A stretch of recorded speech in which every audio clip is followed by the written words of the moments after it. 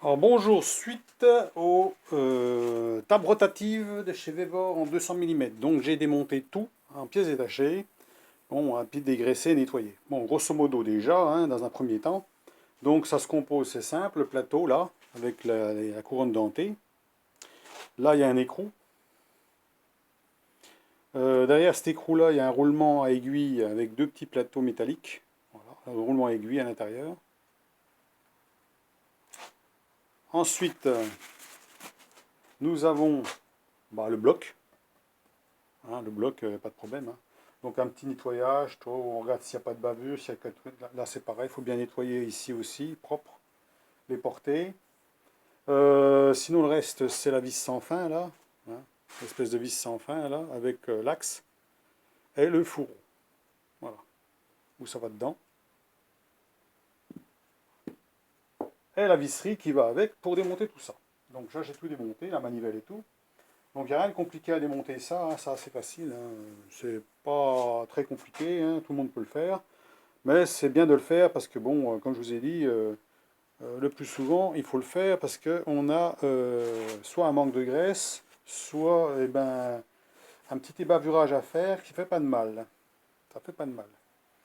Ensuite, alors, pour les plateaux comme ça, à trois trous, ça ne va pas, puisqu'ici, on a quatre trous de fixation. Donc ça ne va pas. Hein, donc on ne pourra pas les adapter. Il faut des plateaux qui sont adaptés pour ce genre de diviseur. De plateaux tournant diviseur. Donc ça, il ne faut pas y compter, c'est pour les petits. Donc c'est déjà une bonne chose, enfin c'est déjà une chose à savoir. Donc ne pas compter sur des petits plateaux pour les mettre. Moi personnellement, je ne sais pas si je vais m'en servir beaucoup, puisque j'ai les deux autres qui sont équipés de plateaux, hein. Je peux les équiper de plateaux, aussi bien le 150 que le Vevor inclinable. J'ai les plateaux pour, donc il n'y a pas de problème. Il n'y a que celui-là que j'aurai pas les plateaux. Mais comme je vais m'en servir juste pour en table pour pouvoir faire des arrondis ou des trucs comme ça, ou faire des perçages précis, de précision ou autre chose. On est assez grand, on peut caler des pièces. J'ai pas envie de mettre de mandrin dessus, sur celui-là. Hein. J'ai pas envie d'en mettre. Donc il va rester comme ça. Hein. Il y aura juste des brides, donc des petites brides, hein, à bloquer, ou l'étau à mettre dessus. J'ai un petit étau de précision que je mets dessus, tac tac, je peux le serrer. Puis à ce moment-là, une fois qu'on a centré le plateau dessus avec la broche, ben, vous mettez votre pièce, vous faites le trou de centrage là où il faut, hein, puis à ce moment-là, vous n'avez plus qu'à mettre à centrer votre étau avec la pièce dessus. Puis à ce moment-là, ou mettre des cales de blocage, pas des cales de blocage, oui, j'ai plus le nom en tête, enfin pour bloquer les pièces dessus. Voilà, donc sinon, je vous dis, rien de compliqué à démonter ça, c'est simple, hein, bon, voilà. Pour moi, ça va, c'est pas si mal fait que ça quand même, hein. Bon, ça pourrait être plus précis encore au niveau des finitions des surfaces, mais bon, c'est pas fait pour tourner rapidement, hein. Vous avez vu, on tourne tout doucement. Bon, il n'y a rien de. Hein. C'est pas fait pour l'usure, on va en avoir très très peu en fait, hein. Il n'y a pas d'usure là-dedans. C'est pas le peu qu'on va faire avec, on va l'user. Donc voilà. Donc pour le prix, je vous dis, bon, c'est très bien, hein. Par rapport à ce que j'ai dit, ça sert des fois à rien de mettre beaucoup plus cher pour l'utilisation qu'on va en faire. Voilà, hein. Pour la précision, moi j'utiliserai plutôt pour des pignons et autre chose, plutôt les petits. Hein, et puis pour les pièces à usiner, plutôt le gros. Voilà, comme ça j'ai tout ce qu'il faut. Alors comme je vous dis, on peut mettre une fausse table dessus. Hein, ça veut dire on peut faire dépasser un peu de chaque côté. Une plaque d'acier ou même d'alu à l'aluminium, mais c'est un aluminium assez épais quand même, avec des trous, des trous filetés un peu partout. Comme ça on peut bloquer un peu n'importe comment des pièces. Voilà. Donc, c'est tout ce que je voulais dire là-dessus. Donc, voilà, bon, il n'y a rien de compliqué. Hein. Vous savez, sinon, bon, les pièces sont pas si mal faites que ça. Hein. C'est pas trop dégueulasse. Hein. Voilà, hein. Bon, c'est quand même, je vous dis, hein, c'est quand même pas du matériel qui coûte 700 euros. On aurait peut-être un peu plus de finition, mais oui, le principal, c'est que ça fonctionne et qu'on puisse faire ce qu'on veut dessus. Voilà. Alors, bien gras quand même. Hein. Ils ont mis quand même pas mal de graisse. Alors, j'ai décrassé les dents ici, propres, hein, pour que ça coulisse bien. Là, c'est pareil, il faut que je leur finisse aussi. Là, j'ai pas tout à fait terminé. Voilà. Voilà, c'est pas, voilà, c'est propre quand même. Hein. Bon, il n'y a pas à dire. Hein.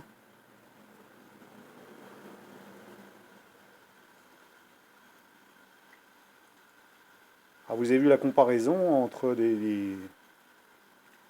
un plus cher, qui est bien entendu un peu plus, sûrement un peu plus fignolé, hein, avec 1 centième d'écart.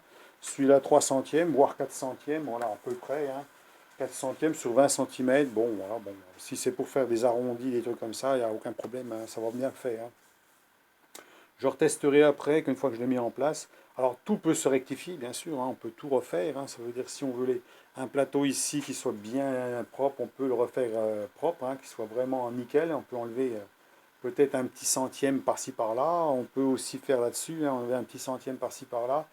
Puis arriver à faire quelque chose qui est ultra précis, hein, il n'y a pas de problème. Avoir même le plateau en dessous, là, le refaire un petit coup aussi, ça c'est faisable.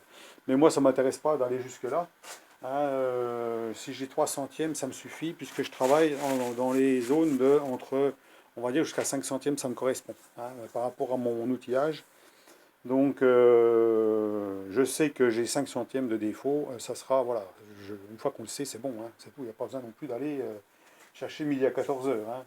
Maintenant, si on veut du matériel beaucoup plus précis, ben on met plus d'argent, bien sûr. Hein. Si par exemple un qui coûterait peut-être 600-700 euros, coûterait peut-être, serait peut-être précis à 2 centièmes, par exemple, hein, au mieux de 3 centièmes. Bon, il y aurait peut-être 1 centième ou deux d'écart. Bon, est-ce que ça vaut vraiment le coup? Ça sera peut-être plus souple. On verra quand j'aurai tout remonté, si tout tourne bien, tout va bien. Hein. Là, c'est un petit peu légèrement dur à tourner, mais c'est normal. Bon, rien n'est graissé bien comme il faut où il faut. Bon, il faut quand même bien tout refaire. Hein. Faut mettre la main à la pâte dans ce genre d'appareillage. Hein. Même le celui que j'ai à 150, j'ai tout démonté. Hein. Hein, j'ai tout refait propre. Comme ça, on part sur de bonnes bases. Hein. Comme les mandrins, on démonte tout, on nettoie tout et on refait. Comme ça, on nettoie tout, comme ça, on part sur de bonnes bases. Comme ça, on est sûr, et puis comme ça permet de voir aussi le matériel, comment il est fait. Hein. S'il est bien fait ou pas, et qu'est-ce qu'on peut améliorer à la limite. Donc voilà, c'est tout pour la deuxième vidéo. Là-dessus, on fera une vidéo encore sur le test sur la fraiseuse. Hein. On fera un petit test. On mettra le petit étau de précision, on mettra une pièce dessus, et puis on essaiera de faire un truc là-dessus.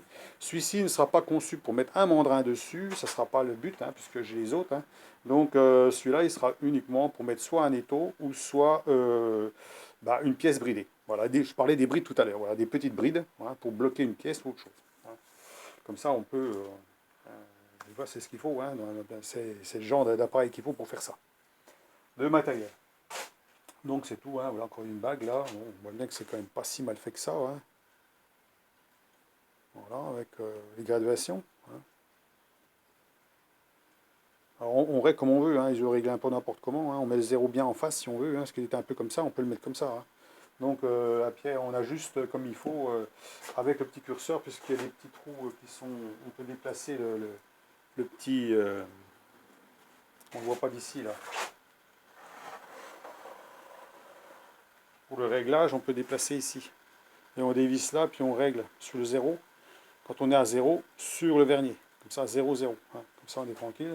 Ça, quand on fait un tour, on est toujours bien en face. Donc, il y a le réglage ici. Hein. Donc, ici, on peut régler comme il faut. Donc, il n'y a pas de problème. Un petit ébavurage peut-être là-dedans. Voilà, pas se couper les doigts. Alors, je me suis pincé un petit coup le doigt, alors légèrement, parce qu'en mettant le plateau dessus, il faut faire attention de ne pas laisser les doigts dessous, hein, parce que là, ça mord. Hein. Donc, il n'y a pas de problème. Hein. À part ça, c'est tout. Hein. Donc je graisse tout ça, je remonte tout ça, et puis à ce moment-là, c'est bon. On fera la prochaine vidéo, ça fera 3 vidéos sur le sujet.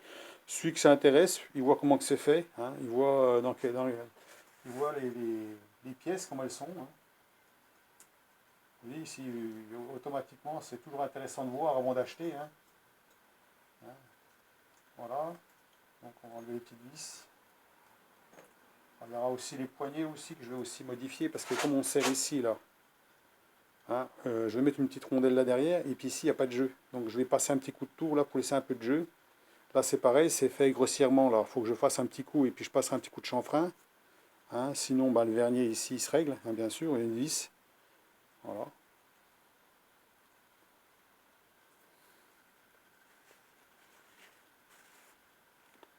Oh, c'est quand même assez propre. Hein.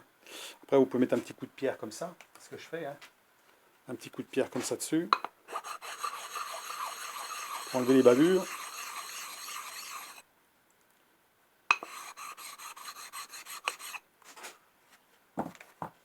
Voilà.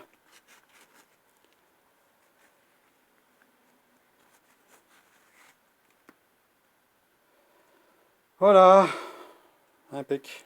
Plus qu'à remonter. Puis à tester. De toute façon, il n'y a pas de raison que ça n'aille pas. Hein. Ouais, c'est quand même du balai, c'est comme du lourd, hein. C'est pas du balai, c'est du balèze. Donc ça, c'est les poignées, bon, oui, bon, elles sont pas si mal, hein. C'est métallique, on peut en faire en aluminium si on veut. Mais bon. Bon, bah voilà, je vous laisse sur cette vidéo-là, et puis on fera une prochaine hein, pour la suite. Et puis, normalement, il n'y a pas de problème, hein, ça doit aller. Hein. Moi, pour l'utilisation que je vais en faire, ça va aller très très bien, il n'y a pas de problème, hein, c'est ce que je cherchais. Hein. Moi, ce que je cherche, c'est quelque chose qui soit de qualité suffisante pour ce que j'ai à faire. Hein. Je n'ai pas besoin d'être au micron. Hein, comme je vous dis, celui qui veut du matériel pro, il achète du matériel pro. Alors, ça sera plus 25 kg, ce sera peut-être 40 ou 50 kg. Hein, ce sera peut-être des disques qui sont énormes. Des machins très lourds, on ne peut pas porter. Déjà 25 kg, c'est déjà lourd. Hein. Quand il faut porter ça, c'est déjà balèze. Hein. Mais pour ma fraiseuse, ça sera largement suffisant, hein, parce qu'il ne faut quand même pas mettre 50 kg sur la table. Hein. Déjà 25 kg, c'est bien.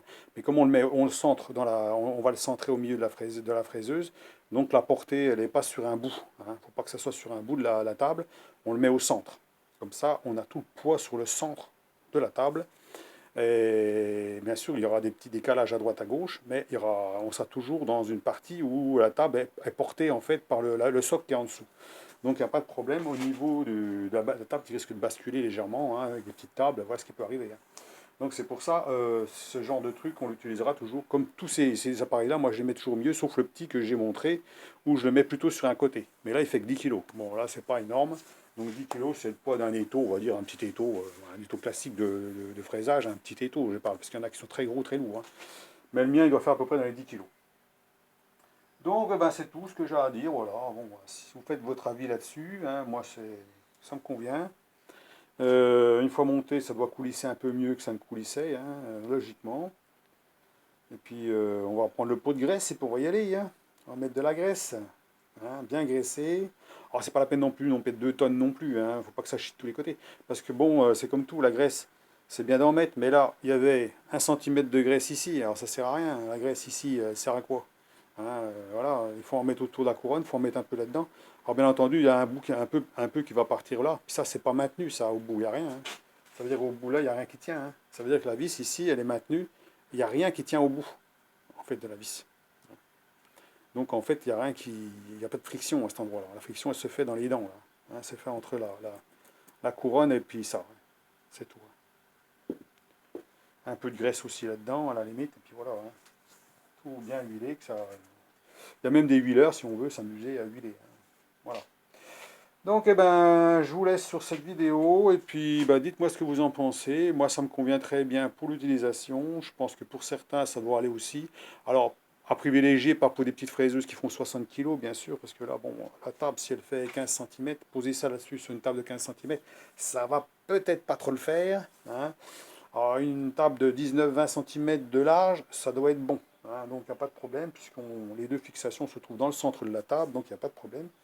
Et là, ça va aller. Il n'y a pas de problème. On regardera, on le mettra dessus, puis on verra ce que ça donne. Mais normalement, ça ne doit pas poser de problème. Donc allez, eh ben, je vous laisse sur ce coup-là, et puis ma foi, ben, à la prochaine. Au revoir.